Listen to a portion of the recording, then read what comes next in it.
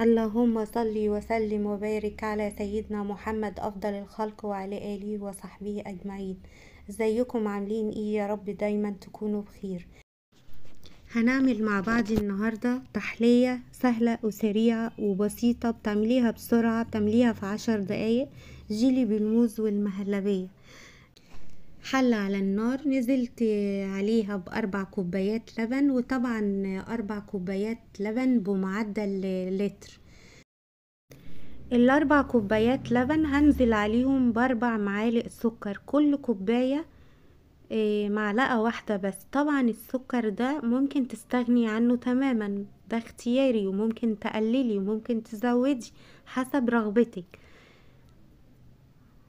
انا هنا نزلت بالسكر، هقلب السكر في اللبن لحد ما احس ان هو داب كويس قوي قوي، لان مجرد ما هتنزلي بالنشا على اللبن هتربط منك بسرعة، مش هتاخد منك وقت. وممكن تعملي برضو في طريقة تانية، بتعملي كل حاجة على البارد قبل ما بتحطيها على النار، وتقلبي كويس قوي نشا في السكر في لبن. انا معايا هنا 3 معالق نشا، حطيتهم في طبق ونزلت عليهم بالمية، وتقلبيهم كويس قوي قوي لحد ما تحسي ان النشا اختفت تماما زي ما احنا شايفين كده، ملهاش وجود دلوقتي، دابت خالص في المية. بعد كده بتنزلي على اللبن بتاعك وبتقلبي كويس لحد ما تحسي ان هي تقلت معاكي كده ومفيش فيها اي تكتلات، وتحسي ان هي كريمي.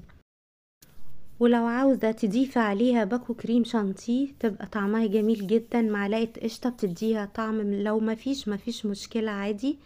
انا هنا معايا ال5 كاسات، انا عاملة الكمية على قد ال5 كاسات، يعني فوق النص بشوية زي ما احنا شايفين كده. بعد ما خلصت كاسات المهلبية سبتها مع نفسها كده لحد ما تبرد، وفي الوقت ده كنت بحضر الجيلي. انا معايا هنا باكو واحد جيلي بس بنكهة الفراولة، طبعا النكهة زي ما انتي عايزة، ممكن تجيبي مانجا، ممكن تجيبي اناناس، اللي انتي عاوزاه. هنا نزلت على الجيلي ب3/4 كوباية مية سخنة، ومعايا 3/4 كوباية مية باردة. الاول المية السخنة بتقلبي كويس قوي قوي لحد ما تحسي ان هو يعني بيدوب منك تماما.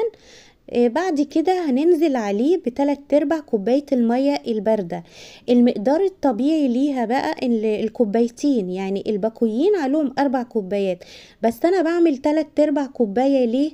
لان ال3/4 الكوباية لو ما حطتيش كوباية كاملة مش بياخد منك وقت في التلاجة وبيتماسك بسرعة. انا هنا 3/4 الكوبايه البارده كمان منزلتش عليها بيها كلها، يعني سبت ربعها كده، يعني خدت نص الكميه. سبته كده مع نفسه لما يبرد خالص، لان ما ينفعش الجيلي يكون سخن وانزل عليه على المهلبيه، هتلاقي الجيلي تحت خالص ومتلخبط في المهلبيه. قلت اطعم الجيلي بتاعي بالموز، معايا موزتين قطعتهم دواير ونزلت في الكاسات على المهلبيه. لو عندك اي فاكهة ممكن تضيفيها، لو عندك فراولة، تفاح، كيوي، اناناس، اي فاكهة عندك ممكن تضيفيها. ولو ما عندكيش مفيش مشكلة، الجيلي والمهلبية طعمهم حلو قوي من غير اي حاجة.